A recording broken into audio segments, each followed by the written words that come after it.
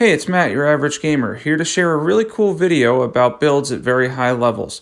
This one started with a bit of a story. You see, my highest level character was only 350. That character didn't have a lot of the weapons or talismans I needed though, so I opted for my first character that ever walked the lands in between, Matt. This was my original Elden Ring character and was at level 331. I needed to get to 481. Why 481? Because it would give me 80 levels in each damage stat while maintaining a good level of vigor, mind, and endurance. This would allow me to experience max level builds without the extra grind, so I went for the 150 levels I needed farming the Albernarix for 10 hours over the course of 3 days. It was admittingly rough, and much credit due to those who were able to get their characters to max level 713. Why is 481 important? Because between 81 and 99 in most stats are negligible. I did testing and the extra points helps in scaling some, we'll talk more about that later, but for damage and weapons it doesn't add up to much more. At this point it takes roughly 3 million runes to level up. After I grabbed the levels I needed, I decided and kind of mapped out what I wanted to do, and I ended up, and I'll talk about this later, deciding to do this video in 3 parts, with the most obvious stuff in the first part, and then we're going to get into more interesting stuff as we go to part 2 and 3 over the next week or two. So where do you get the best staff and seal to use at high levels? Don't worry, I've got you. The Prince of Death staff, which has an A in Faith and Intelligence, is found in Deeproot Depths. It's an awesome staff with insanely high scaling. It can beat out a lot of boost off its scaling alone. The Golden Order seal, on the other hand, is in the Altless Plateau, and much like the Prince of Death staff, it has an A in Faith and Intelligence, maxing out at 390 at 8080, and at 418, a huge 418 in scaling on a seal at 99 Faith and 99 Intelligence. This video is going to show off high-level builds, but because of the time it took, it's going to be part 1 of 3, I mentioned this earlier, which each part being released on weekend for the next 2 weeks after this one. I will explain more towards the end of the video. But first off is probably the most obvious one in this video, and that's the AR on the Blasphemous Blade, which breaks 1,000 with 80 in each scaling stat. The Blasphemous Blade is insanely powerful at high levels, and not just the Ash. The weapon itself has 2 good scaling stats and dexterity with a D, giving you seriously good damage off hitting stuff both with the physical weapon and with the Ash itself.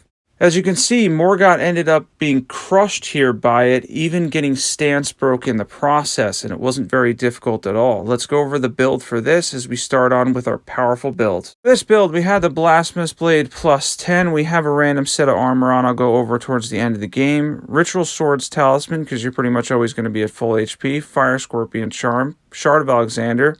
Dragon Crest Great Shield Talisman. And then you're going to want the Fire tier as well to make best use of this incredibly powerful weapon at high levels.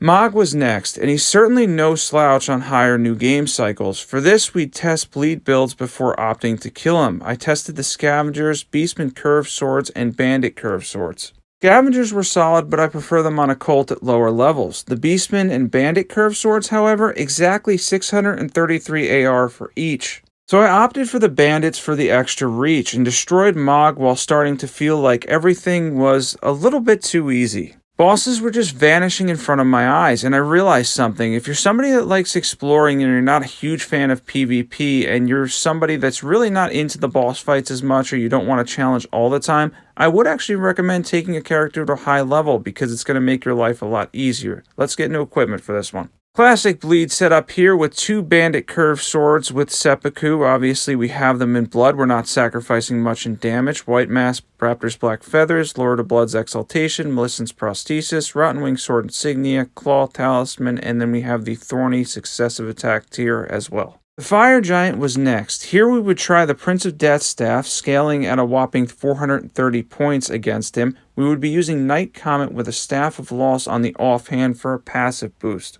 He was admittingly a little bit uncooperative at first, but he ultimately became another victim of the easiest spell to use in Elden Ring. Yeah, Night Comet is cake, did I mention that? It can't be dodged or seen by enemies, bosses, NPCs, and they take good damage from it. It also has one of the highest passive boosts in the game. Shortly after this, the Fire Giant would go down and fall harder than he probably expected. Having over 60,000 HP but 0 magic resistance, I started to realize something here. I felt like a god at these levels. This was just PvE after all, but it was insanely easy, as if my brain had been turned off and I was in explorer mode with only a few tanky objects between me and my goals. Elden Ring was mine for the taking, and I started to see why people pushed to extremely high levels. And I was starting to feel like Elden Lord already, even though this was the first run I had done on this character since May of 2022. Yeah, that's right. I didn't even have the bell bearings for this character for the most part. There was a lot I had to do to put this video together. And admittingly, the farming was the most challenging aspect of this video. Going 150 levels, I started to understand why farming the Albernarix is so difficult to do consistently, and why 713 is an insanely high level to get to, not just in the amount of damage you can do, but also because of the amount of time you likely invested to get there. And down goes the fire giant to night comet. After a little bit of rolling around, it wasn't too challenging again. The Prince of Death staff's high scaling with the passive boost on the Staff of Loss made our lives a lot easier. And sorry to the fire giant, who wasn't very difficult and never really is when you're utilizing magic. Let's get new equipment. We had the Prince of Death staff in our main hand and the Staff of Loss for the passive boost in our offhand, Magic Scorpion Charm, Godfrey Icon because it is chargeable, Ritual Swords Talisman, Graven Mask Talisman, and then you're going to want the Magic tier as well. For the Godskin duo, I tested various Twinblades before this fight. Ultimately, the Gargoyle Twinblades had the most destructive capabilities, even though the peelers were close and everything at this level was easy to use. So I threw bleed on them with the same setups as I frequently use for the Bandit curved swords, and they vanished into the distance, likely hoping for the next player they see would be nowhere near the level that I am currently. After doing some buffs like Golden Val and Hellish Abriri to get some extra damage, it was time to put seppuku on both the Gargoyle's Twinblades and, as I mentioned earlier, make the Godskin duo completely vanish. Let's see how much damage we can do with these with each individual jump attack, and how much bleed we're able to proc, given that we have 140 bleed on each Gargoyle Twinblade. And as you're going to see here, they tend to vanish very quickly, and since you can attack their HP bar afterwards in just a couple of jump attacks on what I believe is the max scaling Journey 7 or 8 this character was on in the game, it's either max or the one before it, they absolutely vanish. Let's get new equipment. Equipment: 2 Gargoyle Twinblades plus 25 with seppuku on them, White Mask, Raptor's Black Feathers, same setup as the Bandit curved swords, Millicent's Prosthesis, Rotten Wing Sword Insignia, Lord of Blood's Exaltation, Claw Talisman, and then you're going to want the Thorny Successive Attack tier as well. Next up was Bleed and Frost. I knew it would be good because we have 80 intelligence, so I threw it on the Bandit curved swords and took out the tougher Draconic Tree Sentinel first before I went into Beast Clergyman and Malekith. He wasn't even difficult, just another object standing in my way from becoming Elden Lord on this 3-part epic journey. He had vanished into the distance and became an afterthought as we'd be now going in to face Beast Clergyman and Malekith on the first try to see how we'd do. I went in with the idea I'd use Bleed and Frost again, and sure enough, it would end up succeeding in just one try. This started to become clear to me now, and my knowledge of Elden Ring was behind me. I was a god at this level. I also rarely needed to change my equipment, and was able to hold most of what I needed to quick switch if need be. I had my staff, seal, Bandit curved swords, blasphemous blade, and 62 poise, all while maintaining a medium load. This was simply too easy. Even with Seppuku and Chilling Mist running out shortly into fighting Malekith, I wouldn't run into too much trouble because of the AR on the weapons alone and the base Bleed and Frost. The levels that we had and the amount of damage we were capable of, we were almost unstoppable. What was important though is throughout this, I was having a lot of fun experimenting with different weapons without having to respec. Larval tiers were a thing of the past, and whatever build and setup I wanted to use, I could easily just swap to at a moment's notice without having to switch back and go to Renala or to respec or change stats around. And there we have it. Beast Clergyman and Malekith were just another object in the way that just disappeared into the distance, becoming again an afterthought as we moved forward to do as much damage as we can to the majority of the main bosses. Next up was Gideon, so I grabbed the Giant Crusher, and instead of buffing for the one hit with Royal Knight's Resolve, I decided to use my favorite Ashe in the game for strength builds, Lion's Claw. I threw it on Occult and the damage was insanely good. It had over 1,000 AR and Lion's Claw hit really hard, but what else is good on the Giant's Crusher? Well, something even better in my opinion for a lot of the bosses in the game. Flame Art. Flame Art had over 1,000 AR while maintaining some solid strength scaling and good faith scaling. The reason I like fire so much is boss resistances. A lot of the demigods have 0 fire resistance and it's easy to buff as well. Adding the flame tier, fire scorpion charm, and flame grant me strength can net you a huge 50% boost in fire damage. And Godfrey certainly felt that. This was a little bit of a tough fight that took 2 tries, but ultimately he would fall to my crazy high levels of damage with Lion's Claw and Flame Art Giant Crusher buffed up. Godfrey was certainly no god.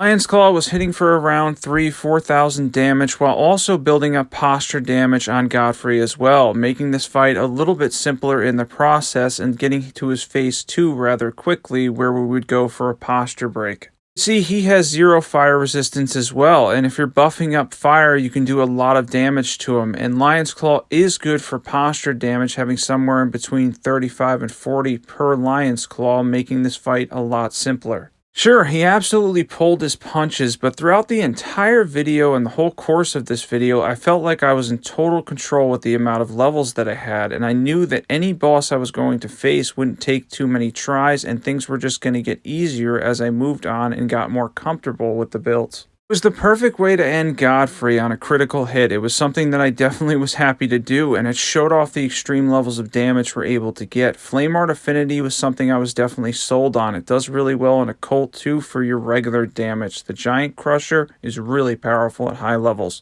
Let's get into equipment. For equipment, we had the Giant Crusher and Flame Art Affinity, Dragon Crest Great Shield Talisman, Fire Scorpion Charm to boost the fire damage, Ritual Swords Talisman, Shard of Alexander, and then you're going to want the Fire tier as well. I opted to skip Elden Beast and Millennia to add them to part 2 of this series, as I have a few ideas in mind for them for my next video. On another note, claws are especially good. How good? We'll put Aurora on them in blood with the status multiplier on the charged attacks, and you'll be getting a proc in 1 to 2 hits. Bloodhound's claws especially shine amongst the ones I've tried, though the Venomous Fang will be taking a highlight for the upcoming part 2 of this high and max level build series. Get into equipment for this powerful build. For equipment, we have Bloodhound's Claws and Blood Affinity. You can throw any of the Warcry type things on them to get that extra status multiplier on the charged hits, and then in Blood Affinity, Ritual Swords Talisman, Roar Medallion, Rotten Wing Sword Insignia, Lord of Blood's Exaltation, and then, by the way, the Highland Axe passive will work for that too. Next up, how about a really good weapon that gets even better, the Godslayer's Greatsword.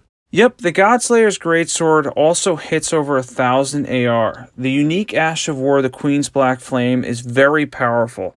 Since it scales with 3 stats, it shines bright when you're at a high or max level. The damage is crazy good, and it becomes easier to use with solid defense and poise. This is certainly a recommended weapon at these levels. Godslayer's Greatsword may in fact turn you into a slayer of gods, and tree sentinels, well, I don't know.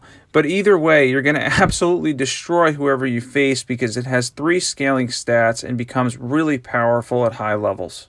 I've mentioned this in my videos before. The Godslayer's Greatsword is one of my favorite weapons in the game. The Ash of War does percentage damage, it hits extremely hard, and it works for the majority of bosses, again because of how fire resistance works in the game. Let's get into equipment.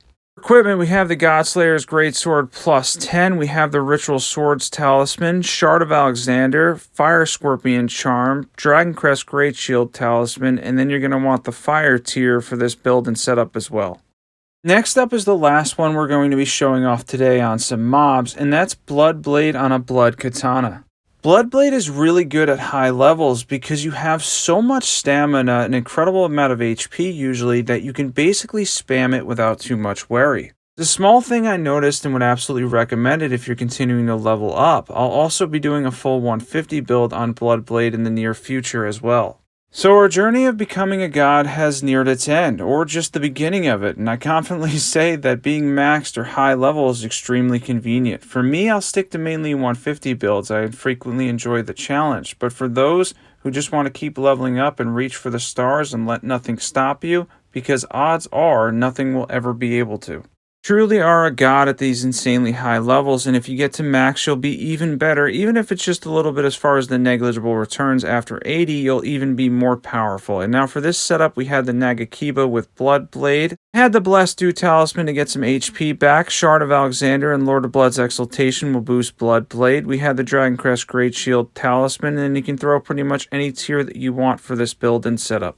Let me show my stats real quick here on screen, even though you already know my stats. At level 480, we hit 80 in all damage types.